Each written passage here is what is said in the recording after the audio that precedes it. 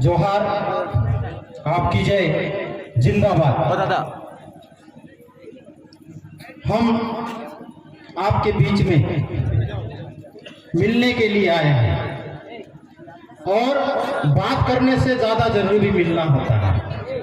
बात तो वक्त होगा तो लंबी कर लेंगे, लेकिन मिलने से भी ऊर्जा मिलती है एक दूसरे को। कि भंवर दादा राजस्थान से चल के मध्य प्रदेश में आए तो उनको एक एनर्जी मिलती है, और यदि हम इंदौर में आपके साथ में आते हैं तो आपको एनर्जी मिलती है, और आप यदि इंदौर आते हैं तो हमें एनर्जी मिलती है। तो एनर्जी हम एक दूसरे को देने के लिए, मिलने के लिए आए हैं। बहुत लंबी बात नहीं करेंगे क्योंकि कई सारी बात यहाँ से हो चुकी है, और एक बार में ही सारी बातें हम सुन लेंगे, समझ लेंगे, वो भी संभव नहीं। हमेशा बार बार मिलते रहना पड़ेगा।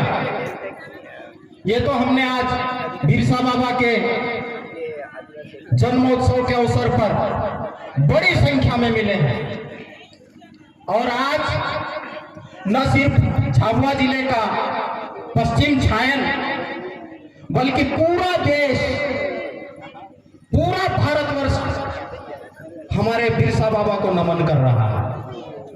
तो हमको जो यूथ साथी बैठे हैं उनके लिए मैं थोड़ी सी बात करूंगा, ज्यादा लंबी बात नहीं करूंगा। उसको समझने की जरूरत है। आपकी उम्र कितनी है? 23 साल। 23 साल है, 2 साल और जोड़ देते तो 25 साल। 25 साल की उम्र में कोई ऐसा शख्स जो इस देश और दुनिया के सिस्टम को समझ ले, और सिस्टम ठीक नहीं है, उस सिस्टम के खिलाफ लड़ाई खड़ी कर दे, वो व्यक्ति कैसा होगा ये कल्पना करने की जरूरत है। तो हमारे जो नौजवान साथी हैं, उन नौजवान साथियों को क्या जरूरत है आज की तारीख में? हम बिरसा की बात करते हैं, बिरसायत की बात करते हैं, तो हमें उसे ठीक से समझने की जरूरत है कि आखिर बिरसा ने आज से लगभग 1.25 साल पहले ऐसा क्या किया इस देश में, दुनिया में, कि इतने वर्षों के बाद भी दुनिया उसके विचारों को याद कर रही है, उनके कर्मों पर चलने के लिए कसमें खा रही है। तो उसको समझने की जरूरत है। मैं हल्के से बिरसा के विचारों की बात करूंगा। यूथ को इस इलाके में या इस देश में क्या करने की जरूरत है, इतनी 3 बातें करके अपनी बात को मैं खत्म करूंगा। तो बिरसा ऐसा 25 साल की उम्र में क्या कर गए जिसके की वजह से अंग्रेजों को झुकना पड़ा, इस देश की सत्ता को, उनकी बातों को मानना पड़ा, उनके बातों के अनुसार, उनके विचारों के अनुसार, उनके कहे अनुसार इस देश में कानून बनाना पड़ा। तो आखिर ऐसा वो क्या किए? तो बिरसा एक करिश्माई पुरुष थे। मैं बाजना में पूछ रहा था कि हमारे यहाँ पे बड़वा बोलते हैं, आपके यहाँ पे थोड़ा जादू टोना, लोगों का इलाज करने वाला, चमत्कार करने वाले को क्या बोलते हैं? भोपा बोलते हैं, बड़वा बोलते हैं। तो बिरसा जी एक बड़वा थे। और बड़वा कौन बनता है? बड़वा वो व्यक्ति बनता है जो अपना इतिहास जानता है। जब भंवर दादा बता रहे थे हमारे पूर्वजों को हमें याद रखना है, हमारे खत्री को याद रखना है, जो खत्री को जानता है वो पूर्वजों को जानता, वो बड़वा होता है। फिर हमारे इलाके के सारे पर्यावरण, वातावरण को जानता है, वो बड़वा होता है। उस इलाके में पाए जाने वाली समस्त प्रकार की जड़ी बूटियों का ज्ञान रखता, वो बड़वा होता है। और उस इलाके के समस्त प्रकार की समस्याओं का ज्ञान रखने वाला वो बड़वा होता है।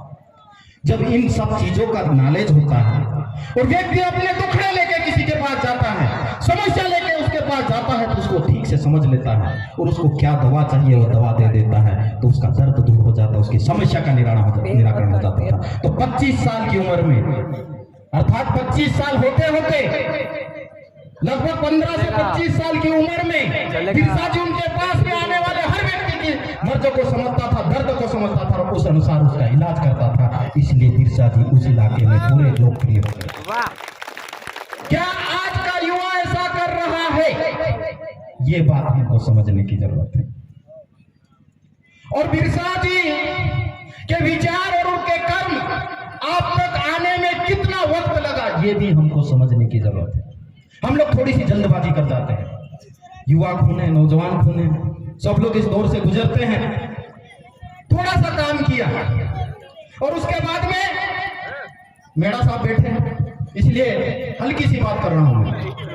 मुझे पंच बनना है, सरपंच बनना है, जनपद प्रतिनिधि, जिला पंचायत प्रतिनिधि, एमएलए और एमपी बनना है। कितने समय में? 5 साल में? 5 साल भी नहीं लेते अभी तो हम।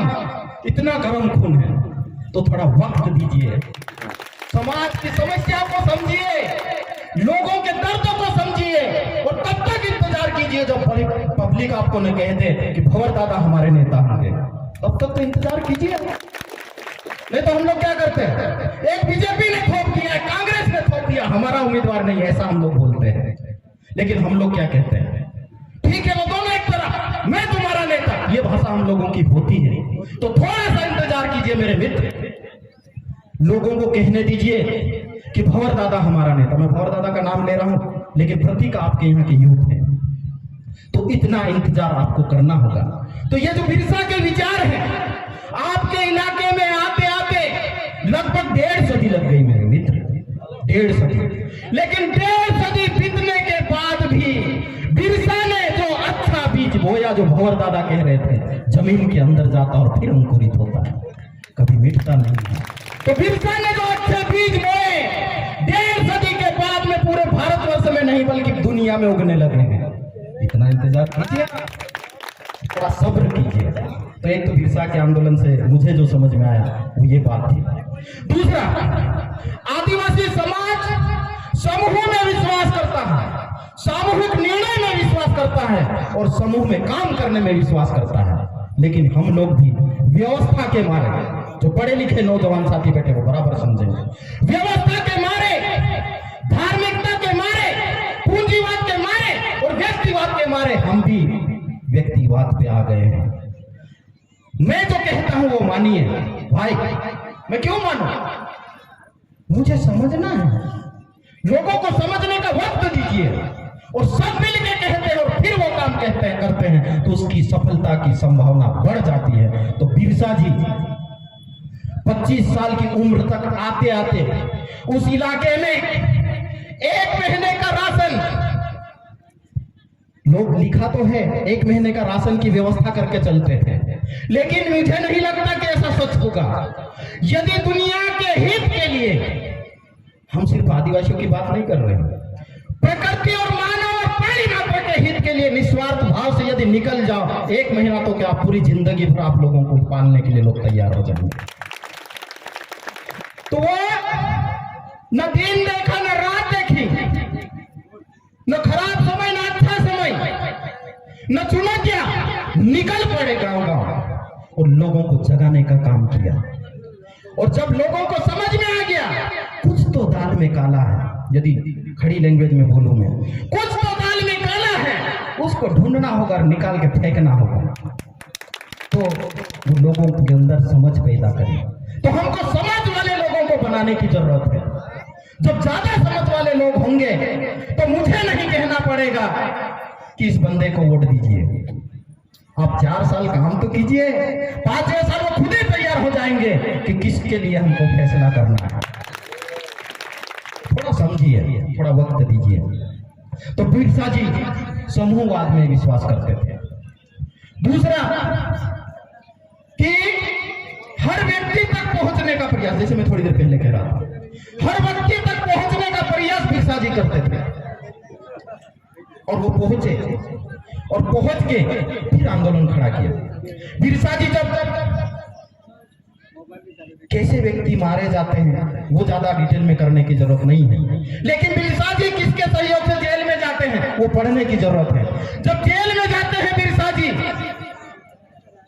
तो जब अच्छा काम करने वाला व्यक्ति होता है ना, बोलते महात्मा गांधी, ठीक है वो कौन है क्या मुझे उससे में नहीं पढ़ना, लेकिन महात्मा गांधी देश के आजाद होते तक जिंदा कैसे रहे उसको सोचने की जरूरत है। जब अच्छा लीडर होता है, भंवरलाल के ऊपर जब आक्रमण की बात आती है तो हम कहेंगे पहले हमसे निपटिए, फिर भंवर दादा से बात कीजिए। तो ऐसा ये एक व्यक्ति की बात नहीं, ये दीवारें लेयर खड़ी होती है अच्छे व्यक्ति के लिए। तो ऐसा ही जब बिरसा जी जेल में गए तो जेल में आक्रमण हो गया, खुट्टी जेल पे पुलिस थाने पे आक्रमण हुआ, 2 पुलिस वाले मारे गए। और उसमें गया मुंडा भी गिरफ्तार हुए। तो गया मुंडा जी भी गिरफ्तार हुए। तो गया मुंडा जी के साथ में बिरसा जी की जो जेल के अंदर की चर्चा है वो थोड़ा सा हमको समझने की जरूरत है। बिरसा जी कह रहे थे क्रांति या बदलाव का मार्ग हिंसा नहीं हो सकता है। हिंसा करेंगे तो खुद भी परेशान होंगे, परिवार को भी परेशान करेंगे और आंदोलन को भी पीछे ले जाएंगे। तो ये तत्व बिरसा के आंदोलन से हमको समझने की जरूरत है। जो हमारे साथी थोड़े से उत्तेजित हो जाते हैं, ठीक है, वक्त परिस्थितियां हो सकती है, लेकिन फिर भी हमको आदिवासी समाज वो ठीक है कोकड़े बोकड़े काट लेता है, लेकिन फिर भी हिंसा में विश्वास कभी नहीं किया। इसके प्रमाण है आपके पास में इस अस्त्र, तलवार और भी थोड़े गोफन वगैरह, इसके अलावा कोई बड़े हथियार है? बम बनाया, बारूद बनाया? नहीं। तो फिर विध्वंसकारी आदिवासी है या कोई और है, ये हमको समझने की जरूरत है। तो हिंसा से बदलाव नहीं हो सकता है, क्रांति नहीं हो सकती, ये बिरसा के दर्शन की बात है। आखिरी बात बिरसा की करके और दो बात फिर मैं जो युवाओं के लिए जिम्मेदारी वाली वो करके खत्म करूंगा। बिरसा जी जब अंतिम समय में डॉक्टर इंजेक्शन लगा रहे थे, डॉक्टर के हाथ कांप रहे थे, बिरसा जी ने पूछा मुझे तो कुछ नहीं हो रहा, आपके हाथ क्यों कांप रहे हैं? तो डॉक्टर ने जवाब दिया कुछ काम मजबूरी बस करना पड़ता है। डॉक्टर को मालूम था कि मैं पॉइजन का इंजेक्शन बिरसा जी को लगा रहा हूं। तो वह एहसास बिरसा जी को हो गया था और डॉक्टर भी समझ गए थे कि बिरसा भी समझ चुके हैं। तो डॉक्टर ने बिरसा से पूछा कि आखिरी, जैसे पूछते हैं किसी को भी मौत की सजा होती है तो आपकी अंतिम इच्छा क्या है? तो बिरसा जी से पूछा गया कि आपकी आखिरी इच्छा क्या है? बिरसा जी ने इशारा करके बताया कि चद्दर उठाइए और मुझे सर से पैर तक ओढ़ा दीजिए। ओढ़ा दिया। ओढ़ाने के बाद में बिरसा जी ने कहा कि थोड़े से चद्दर पैर से उठा दीजिए, पैर खुले कर दीजिए। तो डॉक्टर ने कहा, या साथ वाले जो भी लोग थे वहां पर, उन्होंने कहा कि ऐसा क्यों कह रहे हैं आप? तो उन्होंने कहा कि जब मेरे अंतिम दर्शन करने के लिए मेरे समाज के या मेरे देश के लोग आए तो उनको ये संदेश मिले कि अभी इस समाज को बहुत दूरी तय करना है। ये बड़ा दर्शन बिरसा के अंतिम समय के। तो साथियों, ये बिरसा की बात फिर कभी हम मिलेंगे तो लंबी करेंगे, लेकिन हमारे भंवर दादा और हमको करना ऐसा ही चाहिए। हम लोग मंच पे जाते यूथ साथी, हम लोग भी प्रतिस्पर्धा में पड़े हुए हैं कि खरते जी ने क्या बात बोली, भीमा जी ने क्या बात बोली, मैं भीमा जी बात बोलते हैं उसके बाद में कंट्रोवर्सी खड़ी करके चले जाता हूं। नहीं, हम उस बात को आगे कैसे ले जाएं, उस लाइन को आगे कैसे खींचे, ये बात हमको मंच से करने की जरूरत है।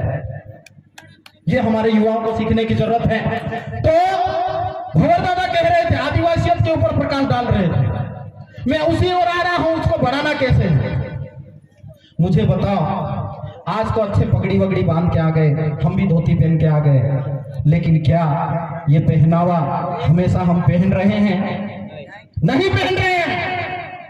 जब 3 सितंबर धोती लपट के वो पार्लियामेंट में जा सकता है, मनमोहन सिंह पगड़ी बांध के पार्लियामेंट में जा सकता है, और कोई जो साथी मुसलमान है वो अपना पहनावा पहन के जा सकता है, तो हम अपने इलाके में अपना पहनावा पहन के नहीं रह सकते? रह सकते हैं, और ये हमारी पहचान है। और ये जो पहनावे भी है, इसके अंदर भी दर्शन छुपा हुआ है। हम कभी वक्त रहेगा तो उस पर बात करेंगे। दूसरी बात, हमारे जैसे पढ़े लिखे लोग, मैं तो अपनी बोली में बोलता, लेकिन थोड़ा सा डिफरेंस है, समझ तो जाओगे। तो हमारे जैसे पढ़े लिखे लोग, ये भी सीखने की बात है साथियों। यहाँ कई सारे साथी नौकरी पेशा वाले हैं, सुधरने के चक्कर में सुधरते सुधरते हम बर्बादी के कगार पे आ गए हैं, लेकिन फिर भी हम अभी नहीं समझ पाए। उनको समझने की जरूरत है कि मेरा बेटा हिंदी बोलना चाहिए, मेरा बेटा अंग्रेजी बोलना चाहिए। हमें कभी भी उसका विरोध नहीं है, हिंदी भी इतनी अच्छी बोलना चाहिए, लेकिन उससे अच्छी अंग्रेजी बोलना चाहिए, हमारा कहना। क्योंकि हमको तो इस दुनिया को समझना है, पूरे विदेशों में क्या चल रहा है वो समझना, सिर्फ देश की बात थोड़ी है। लेकिन आपकी जो मदर लैंग्वेज है उसको क्यों भूल जाते हो? सिंधी मिलता है तो सिंधी में बात करता है, पंजाबी मिलता है तो पंजाबी में बात करता है, गुजराती मिलता है तो गुजराती में बात करता है, लेकिन आदिवासी मिल जाता तो भीली में बात नहीं करता है। और बच्चे को बोलता है कि आप हिंदी में बात करना है। नहीं, यहाँ से प्रण लो बिरसा मुंडा जी की जयंती के अवसर पर 147वीं जयंती के अवसर पर आज के बाद में हम अपने घर में अपने बच्चों के साथ में अपनी मदर लैंग्वेज में बात करेंगे। दूसरा, जब भी हमारा आदिवासी भाई मिल जाए उसके साथ में हम उसी अपनी बोली में बात करेंगे। इतनी शपथ हमको लेना पड़ेगी। तीसरी चीज कि हमारे इलाके में जो गीत हुआ करते थे, हम लोग बोलते हैं और दादा इतिहास के विद्यार्थी हैं, हमारा इतिहास लिखा नहीं गया, लेकिन हमारा इतिहास है, उसको समझने की जरूरत है। आप जो गीत गरबा होता, आदिवासी गरबे की बात कर रहा हूं, उस गरबे को सुनिए, गायन को सुनिए, पिठोरा को सुनिए, उसमें इतिहास होता है। लेकिन हमारे युवा उसको सुन रहे हैं, पढ़ रहे हैं, लिख रहे हैं क्या? शोध कार्य हो रहा है, कुछ लोग कर रहे हैं लेकिन नहीं हो रहा है। तो अपने गीतों को वापस लाओ, अपने वाद्य यंत्रों को वापस लाओ, बचाओ, बांसुरी बजाओ, घांगुल बजाओ, कुंडी बजाओ, ढोलक बजाओ, ढोल बजाओ, मांदल बजाओ, लेकिन किलकारियां और खुशियां हमारी होना चाहिए। ये स्वावलंबन जगाने की बात है। दूसरे पे हम आधारित नहीं होंगे, दूसरे की गुलामी नहीं करेंगे। तीसरी चीज, चौथी चीज, जो बीज है, ओरिजिनल बीज, भवर दादा बात करके गए बीज की, ओरिजिनल बीज हम लोगों का जो एक बार बोते हैं उसके बाद में 1000 बार बो दो उसको, तब भी उसकी उपजाऊ क्षमता खत्म नहीं होती। लेकिन आज जो मार्केट का बीज आया है, एक बार बो दो, दूसरी बात में उसकी उपजाऊ क्षमता खत्म हो जाती है। वही जो खाते हमारे शरीर में बनता है, इसलिए व्यक्ति की भी फर्टिलिटी रेट कम हो गई है। तो ये चीज को हमको समझने की जरूरत है। तो हमको अपने पुराने बीजों को वापस लाने की जरूरत है। तो ऐसी कई सारी चीजें हैं और हमारी जो परंपरा, जो मूल्य, आर्थिक व्यवस्थाएं, वो सारी बचाने की जरूरत है। लेकिन आखिरी बात जो युवाओं के लिए है, सारे पढ़े लिखे लोग मेहता साहब बनना चाहते हैं, एग्जीक्यूटिव डायरेक्टर ऑफ एमएमटीबी। ऐसा संभव है क्या? नहीं, हमारा ब्रिलियंट आदमी बने, हमें कोई विरोध नहीं है, लेकिन सारे ही लोग नहीं बन सकते, इसको समझना है। हमारे सारे ही लोग वन सिंह मेहरा जी बनना चाहते हैं। इस इलाके में विधानसभा एक ही है, 2 लोग लड़ेंगे, 3 लोग लड़ेंगे, जीतेगा तो एक ही। तो आखिर बच्चों को कैसे पालना, अपनी आजीविका कैसे करना? ये जितने दुकानें यहाँ पर छायन में या बामिड़िया में होगी, ये लोग क्या करते हैं?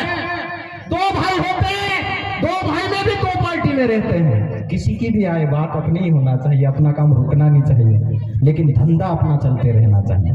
तो हम उनके जैसे धंधे की बात नहीं कर रहे हैं, लेकिन हमारी जो चीजें हैं, हमको जो लगने वाली चीजें हैं, हमारा यूथ स्वयं प्रोसेस करे, मैन्युफैक्चरिंग करे और अपने रोजगार खुद निर्माण करे, लोगों को नौकरी दे। हम मजदूर नहीं बनना चाहते।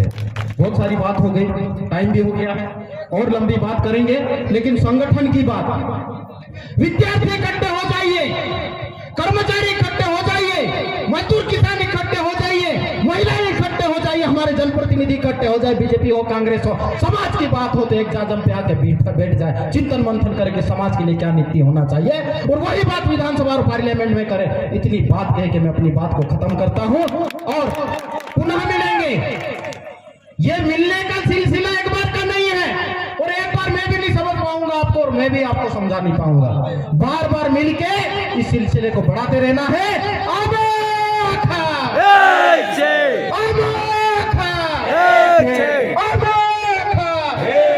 भारत देश का आदिवासी एक हो, एक हो, भारत देश का आदिवासी एक हो, एक हो, भारत देश के आदिवासी एक हो।